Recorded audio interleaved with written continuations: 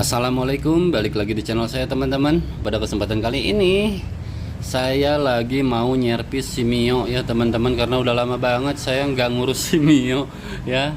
Susah banget waktunya ya, nggak keburu terus. Jadi sekarang saya mau servis rutin aja teman-teman. Jadi sambil ngecek kondisinya seperti apa nih CVT-nya. Mungkin ini sudah lewat 4 bulan, biasanya paling telat 4 bulan saya servis, tapi baru sekarang nih udah lewat. Jadi saya mau ganti ini nih yang paling penting, grease CVT teman-teman, atau gemuk ya, stempet ya, tapi khusus buat CVT, nggak boleh pakai yang buat bearing atau yang lain-lainnya ya. Jadi ini diperuntukkan buat motor Yamaha, umumnya pakai grease-nya yang ini ya teman-teman. Nah ini ada secondary, primary ya, ini buat puli depan, ini buat belakang, ini buat depan yang putih ya teman-teman. Jadi ini udah dibongkar, udah dilepas ya si bak CVT-nya. Sekarang tinggal buka aja sebenarnya yang puli mana dulu, di belakang dulu deh biar gampang, sebelah sini.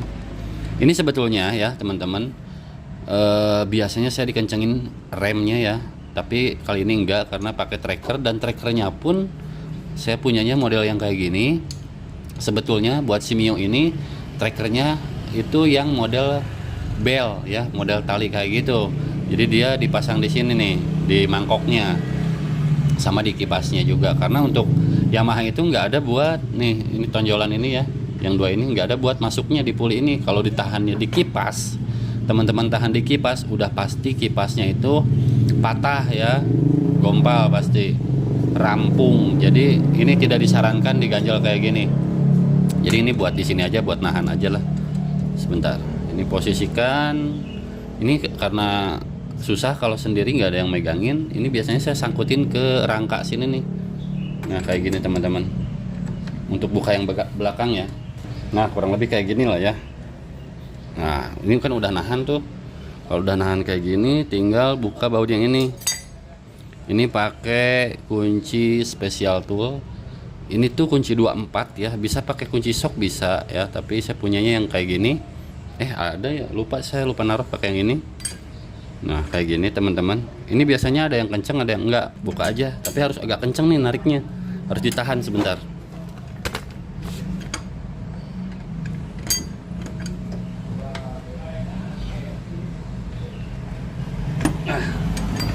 Oke, sudah kendor kayak gitu aja. Karena saya biasanya ngencengin bobot CVT nggak sampai sangat-sangat kenceng sekali. Ya secukupnya ya. Oke, udah kebuka. Kita lihat, cek bagian dalam mangkoknya tuh. Aduh, kotor banget ini. Udah banyak banget serbuk ya, kotoran. Jadi nanti ini dicuci pakai sunlight aja. Pakai sabun nggak apa-apa. Ini udah ada aus juga, tapi ya masih layak pakai. Kalau ausnya itu merata ya nggak masalah, tapi kalau ausnya itu dia aus enggak gitu, jadi gelombang kayak gitu. Kalau bergelombang otomatis motornya geredek ya. Jadi buat yang metiknya geredek bisa aja ini karena kotor ya. Terus si kampas ganda juga udah aus ya. Jadi si mangkok koplingnya itu udah nggak center lagi, udah nggak bulat lagi gitu. Jadi ya geredek. Terus si pair kopling juga lemah sebagian juga bisa ya.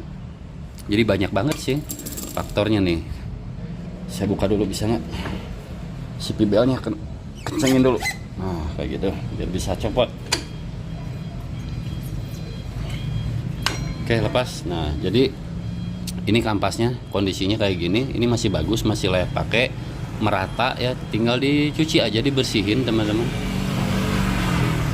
Oke, nanti ini dibuka ya pakai special tool. Ini kunci berapa lupa saya, 39 kalau nggak salah. Nah sekarang buka yang puli depan. Kalau cek dulu pibel deh. Nih diginiin aja caranya ngeceknya.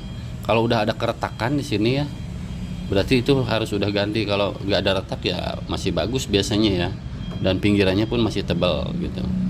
Ini tinggal dicuci aja teman-teman. Karena kalau untuk pibel itu umur pakainya tergantung pemakaian juga sih sebenarnya. Tapi umumnya kalau udah 2 tahun, setahun lebih, apalagi setahun lah, kalau intens pemakaiannya tiap hari, ya itu bisa terjadi keausan. Di sebelah sini ausnya udah signifikan, walaupun ini nggak retak. Tapi jangan nunggu retak ya, kalau bisa udah aus ganti aja. Karena kalau udah retak ya otomatis bisa putus kalau udah parah. Ditekuk aja kayak gini. Kalau di sini udah pletek terus ininya retak semuanya nih bagian sini, ya berarti harus diganti gitu aja sih kalau pibel. Karena yang nyentuh puli kan bagian pinggir nih, yang samping ini. Jadi kalau ininya udah aus, meskipun ini belum retak ya ganti aja, karena kan slip ya. Sekarang bagian depan ini kan karena nggak ada tracker, biasanya saya ganjal pakai baut sipit yang ini nih, yang tengah teman-teman. Yang tengah ini diganjal aja kayak gini nih, di kipas yang dalam ya, yang paling banyak. Nah kayak gini, kelihatan nggak? Nggak kelihatan ya, sebentar. Nah kayak gini, mudah-mudahan kelihatan tuh. Ini ada gerigi kipas di sini, ambil yang paling atas. Nah kayak gini, jangan yang sedikit ya, yang tebal. Nah kayak gini, sebentar, susah. Nah kayak gini teman-teman, kayak gitu. Terus buka pakai kunci sok nomor berapa itu, 17 ya, 17 mana ini. Nah kayak gini teman-teman. Nah tahan dulu. Oke, sudah. Ini mudah aja karena nggak sangat kenceng ya, kencengnya itu secukupnya aja, pas gitu. Jangan kayak kita ngencengin baut roda, itu biasanya sidratnya bisa aus atau enggak bautnya yang rusak ya. Nah kayak gini aja tuh, karena nggak bakalan lepas juga. Jadi banyak kejadian ini sampai sangat kencang sekali, sampai susah dibukanya. Bahkan diganjal pun bisa kerengkes jadi retak, tapi jarang sih. Nih, ini ada ringnya, bautnya, dan ini juga harus dicek teman-teman nih, si baut ini kalau bisa ya. Kalau udah aus itu diganti ya teman-teman, si bautnya. Nih, karena ini juga udah aus tuh. Ya, jadi harus diganti biar lebih presisi aja sih. Kalau ngendorin sih enggak ya.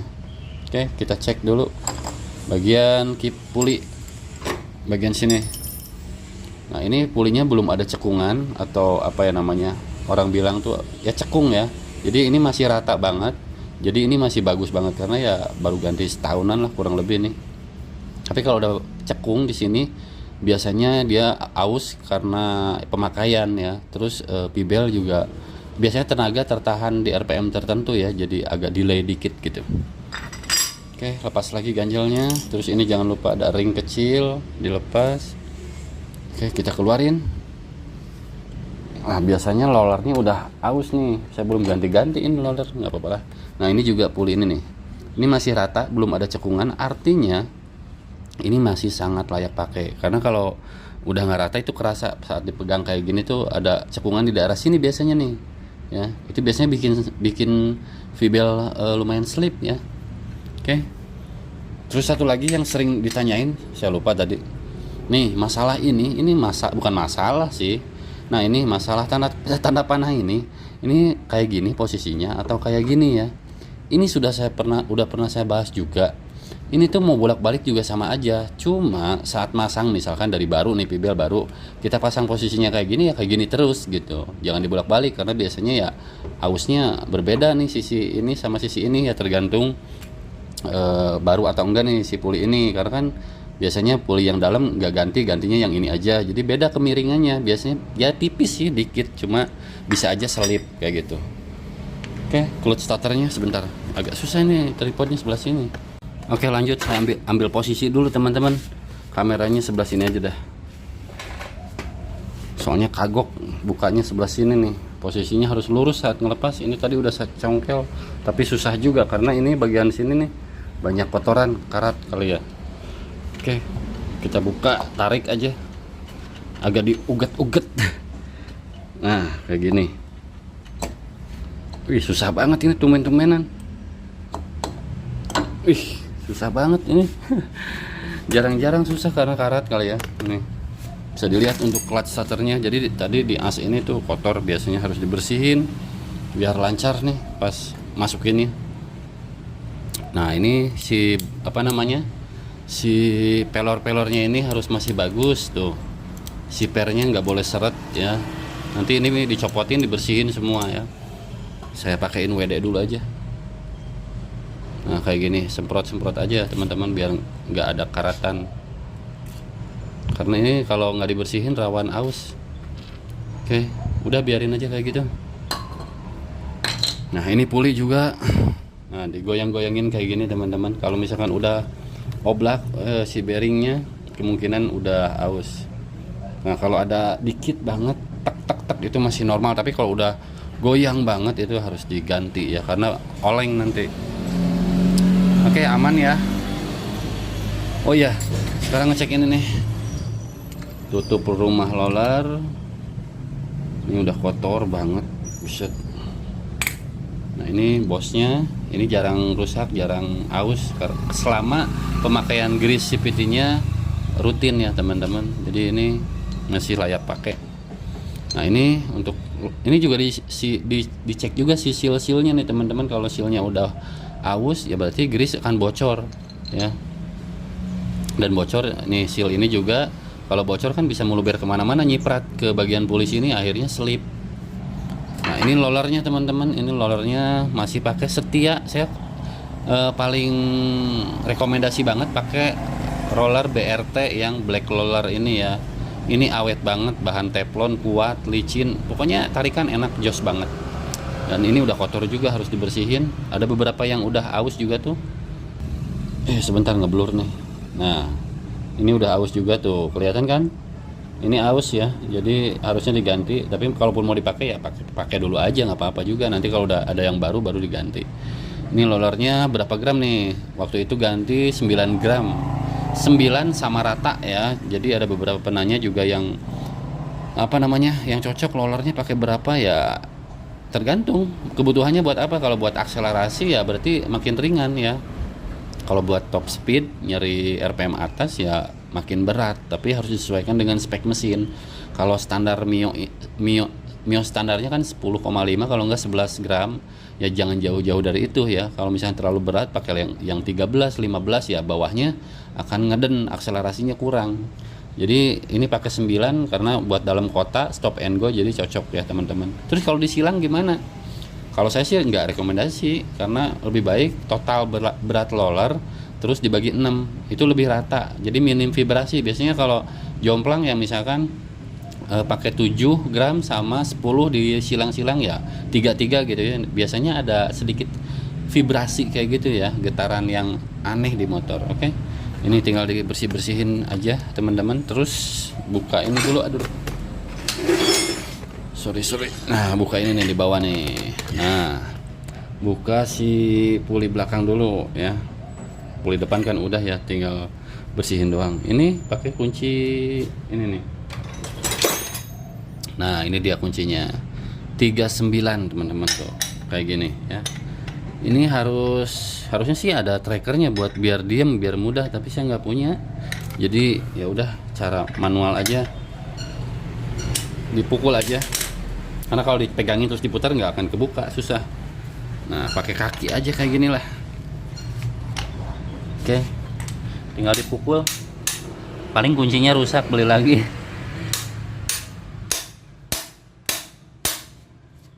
Nah kayak gitu, ini diinjak aja.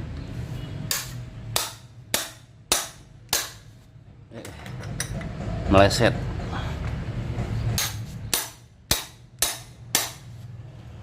Nah kayak gini ya. Nah udah kebuka kayaknya. Oke, saya harus pakai sarung tangan meminimalisir cedera. Nah ini kan udah kebuka tuh, tapi dipegangin. Kalau pernya masih bagus, ini biasanya mental, takutnya kejidat. Jangan sambil ngangap tuh kan. Takutnya ini kemakan. Oke, nah ini dia untuk mangkok lagi, kanvas gandanya. Ini untuk kanvas saya pakai Honda Beat ya teman-teman, Beat karbu. Biasanya lebih tebal dan lebih awet, nggak tahu, cocok aja karena budget sih. Kalau ini kan murah ya, sekitar 150.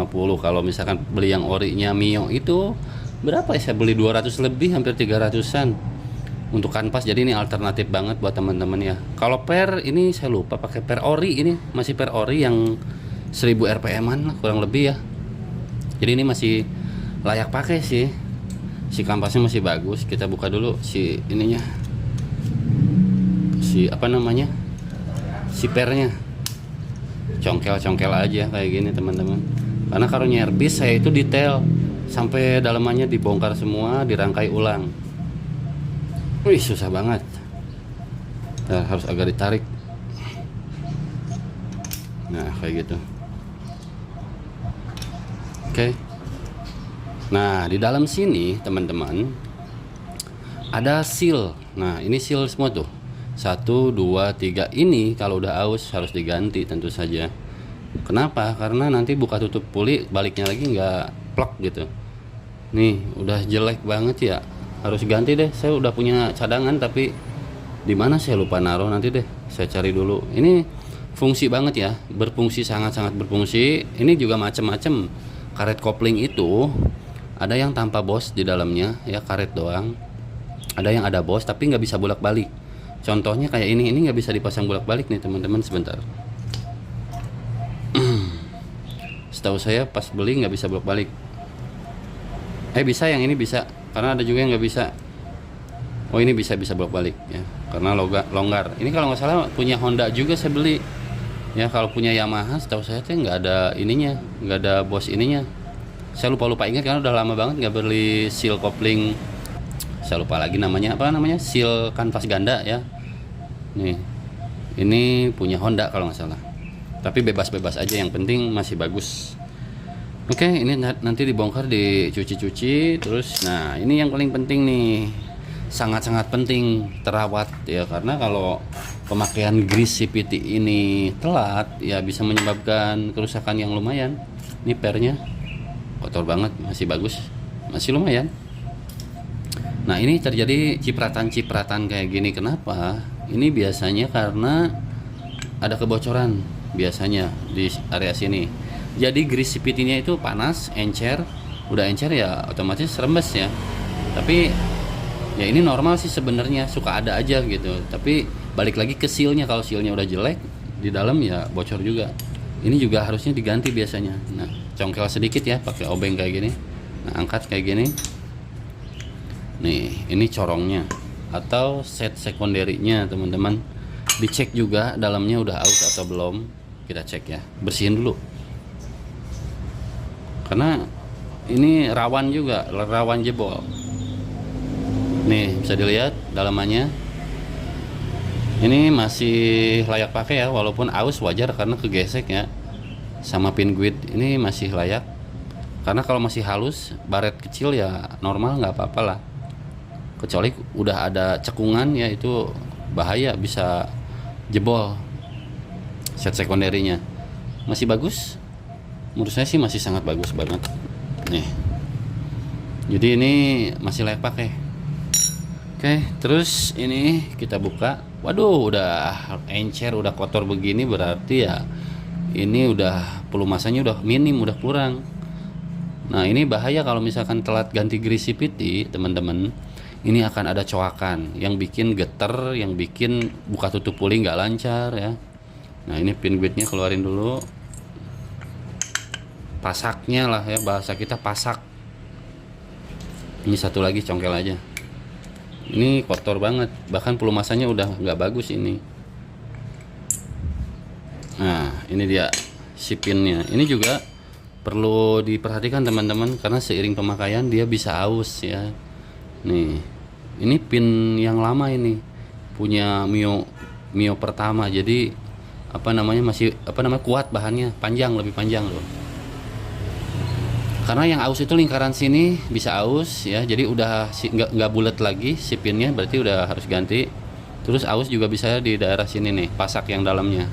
Ini juga kalau aus biasanya mempengaruhi ke lubangnya teman-teman. Oke, ini masih dipastikan jangan benjol-benjol, pokoknya harus masih utuh, bagus ya. Kalau aus tipis sih nggak apa-apa. Nah, ini kita buka.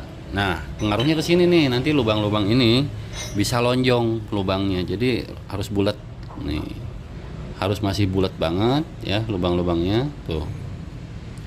Nah, ini kenapa kegesek aus ini biasanya normal karena geser-geser puli, jadi kena sealnya nih, kena sini, jadi ya lebih bening ya sebelah sini. Tapi kalau sealnya udah aus, ini bisa bersentuhan antara si sliding shaft ini, si besi ini bisa bersentuhan sama ini sliding shaft fixetnya ya. Ini bisa aus teman-teman, bahaya, ini mahal banget ini beli. mungkin sekitar 800.000 kalau nggak salah yang ori. Terus apalagi ya, nah ini yang paling penting yang harus selalu dijaga dan dirawat ya.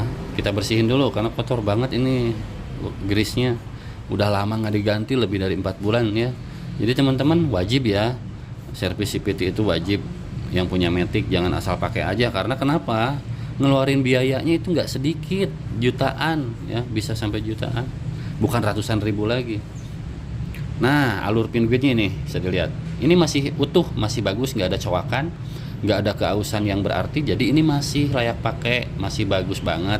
Nah, tadi yang bikin nyiprat-nyiprat nih seal ini nih, ada 2 seal kan. Nah, seal ininya harus diganti ya, kalau bisa. Kalau ada, saya belum beli, jadi ya udah nggak apa-apa lah, cuma nyiprat dikit, yang penting nggak nyiprat banyak sampai ke puli, nanti slip. Nah, ini udah ada keausan dikit tuh akibat telat kemarin, kelihatan gak sih? Nah, di dalam sini, nah di dalam situ tuh kelihatan ada aus, ada kegerut sama pin guide-nya, tapi nggak sangat fatal sih, masih ya toleransi lah. Aus wajar, normal, aus wajar, jadi ya namanya juga dipakai ya, masa awet terus, nanti tukang spare part nggak laku.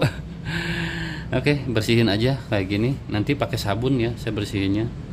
Nah, ini seal ini juga penting, harus masih bagus. Seal ini juga masih seal, ada 2 kan, seal dalam dan luar ya. Ini masuknya seal dalam, ini harus masih bagus, karena kalau nggak bagus, ini kan gini nih teman-teman, masuk sini. Nah, saat digoyangin, digoyang-goyang, ini oblak tak tak tak tak tak tak, itu berarti nggak bagus sealnya. Tapi kalau dia diem, berarti masih bagus ya, masih layak pakai. Ini ada space sedikit banget, harusnya diganti, tapi ya udah deh, nggak apa-apa, pakai aja dulu.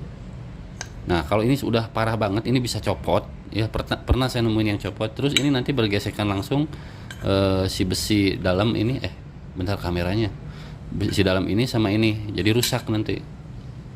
Oke, sekarang saya mau bersih-bersih. Oh iya, ini satu lagi bearing, ini cek juga nih, diginiin. Kalau bearingnya udah krek krek krek krek krek, berarti itu udah rusak, harus diganti ya bearingnya. Nah, ini juga ada 2 bearing bambu di dalam.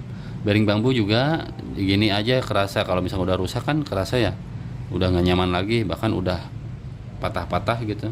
Dan ini umurnya lama teman-teman, masih harusnya sih diganti. Ini udah ada terasa kurang apa ya, ada krek-krek dikit banget, kasar gitu, harusnya kan lembut halus gitu.